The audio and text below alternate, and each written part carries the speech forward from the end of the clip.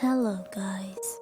Welcome to the book reading of the forever fan favorite and timeless Harry Potter and the Sorcerer's Stone by J.K. Rowling. Tonight, I will join you as you acquire a good night's sleep after a long, hard day. Let's together shut down our brains and immerse ourselves into the wizarding world of Harry Potter. Don't forget to put away distractions, silence your phones, and dim the lights as you start to get cozy. Feeling every part of your body relax as I read to you.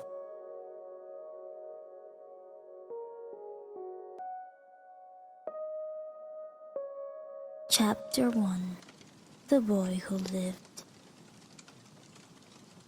Mr. and Mrs. Dursley of number 4 Privet Drive were proud to say that they were perfectly normal, thank you very much.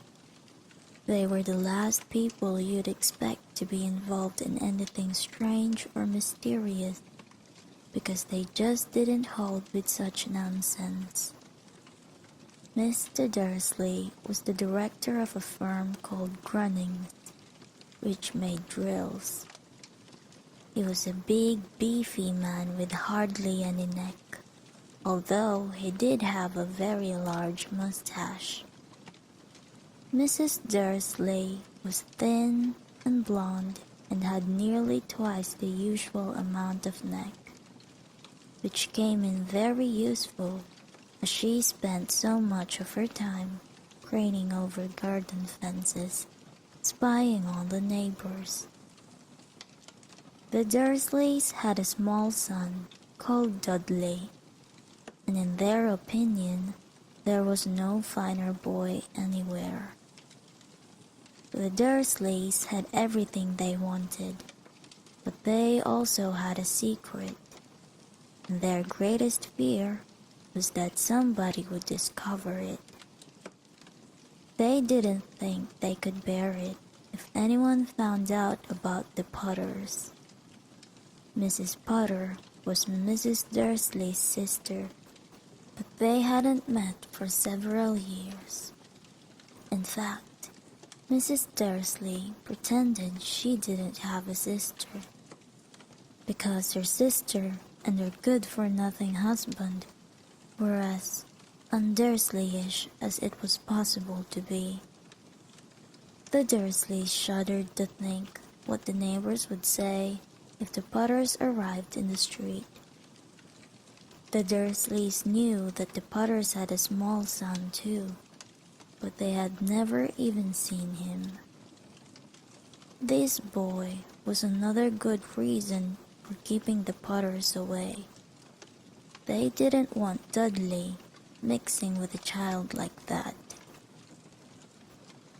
When Mr. and Mrs. Dursley woke up on the dull gray Tuesday, our story starts.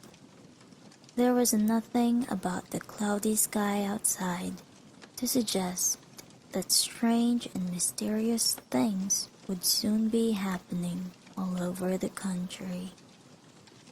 Mr. Dursley hummed as he picked out his most boring tie for work, and Mrs. Dursley gossiped away happily as she wrestled the screaming Dudley into his high chair.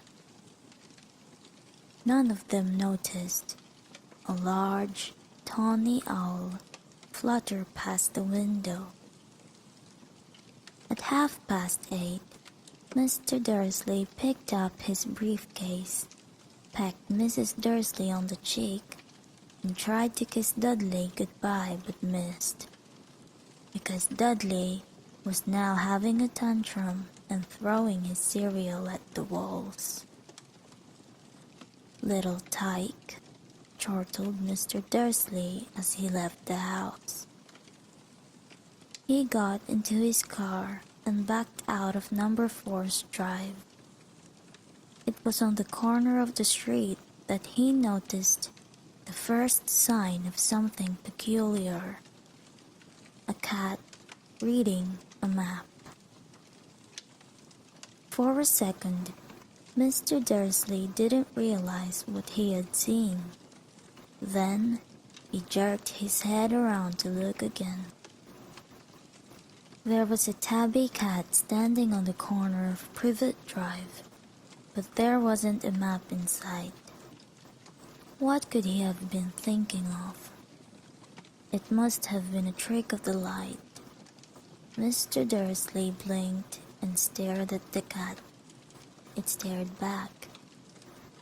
As Mr. Dursley drove around the corner and up the road, he watched the cat in his mirror. It was now reading the sign that said Privet Drive. No, looking at the sign. But cats couldn't read maps or signs. Mr. Dursley gave himself a little shake and put the cat out of his mind.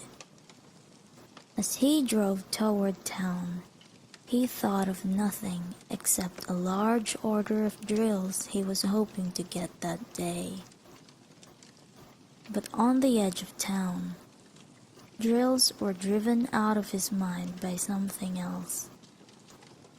As he sat in the usual morning traffic jam, he couldn't help noticing that there seemed to be a lot of strangely dressed people about. People in cloaks. Mr. Dursley couldn't bear people who dressed in funny clothes. The get-ups you saw on young people. He supposed this was some stupid new fashion. He drummed his fingers on the steering wheel, and his eyes fell on a huddle of these weirdos standing quite close by. They were whispering excitedly together. Mr. Dursley was enraged to see that a couple of them weren't young at all. Why, that man had to be older than he was, and wearing an emerald green cloak. The nerve of him! But then it struck Mr. Dursley that this was probably some silly stunt. These people were obviously collecting for something. Yes, that would be it. The traffic moved on, and a few minutes later, Mr. Dursley arrived in the Grunnings parking lot, his mind back on drills. Mr. Dursley always sat with his back to the window in his office on the 9th floor. If he hadn't, he might have found it harder to concentrate on drills that morning. He didn't see the owls swooping past in broad daylight, though people down in the street did. They pointed and gazed, open-mouthed, as owl after owl sped overhead. Most of them had never even seen an owl at night time. Mr. Dursley, however, had a perfectly normal owl-free morning. He yelled at 5 different people. He made several important telephone calls and shouted a bit more.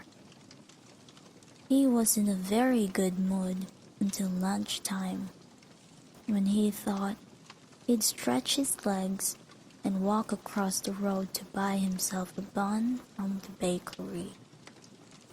He'd forgotten all about the people in cloaks until he passed a group of them next to the baker's. He eyed them angrily as he passed. He didn't know why, but they made him uneasy. This bunch were whispering excitedly too, and he couldn't see a single collecting tin. It was on his way back past them, clutching a large donut in a bag, that he caught a few words of what they were saying. The Potters. That's right. That's what I heard. Yes, their son, Harry. Mr. Dursley stopped dead. Fear flooded him. He looked back at the whisperers as if he wanted to say something to them, but thought better of it. He dashed back across the road, hurried up to his office, snapped at his secretary not to disturb him, seized his telephone, and had almost finished dialing his home number when he changed his mind. He put the receiver back down and stroked his mustache, thinking, no, he was being stupid. Potter wasn't such an unusual name. He was sure there were lots of people called Potter who had a son called Harry. Come to think of it, he wasn't even sure his nephew was called Harry. He'd never even seen the boy. It might have been Harvey or Harold. There was no point in worrying Mrs. Dursley, 'cause she always gets so upset at any mention of her sister. He didn't blame her if he'd had a sister like that. But all the same, those people in cloaks. He found it a lot harder to concentrate on drills that afternoon, and when he left the building at 5 o'clock, he was still so worried that he walked straight into someone just outside the door. "Sorry," he grunted, as the tiny old man stumbled and almost fell. It was a few seconds before Mr. Dursley realized that the man was wearing a violet cloak. He didn't seem at all upset at being almost knocked to the ground. On the contrary, his face split into a wide smile, and he said in a squeaky voice that made passersby stare, "Don't be sorry, my dear sir, for nothing could upset me today. Rejoice, for you know who has gone at last. Even muggles like yourself should be celebrating this happy, happy day." And the old man hugged Mr. Dursley around the middle and walked off. Mr. Dursley stood rooted on the spot. He had been hugged by a complete stranger.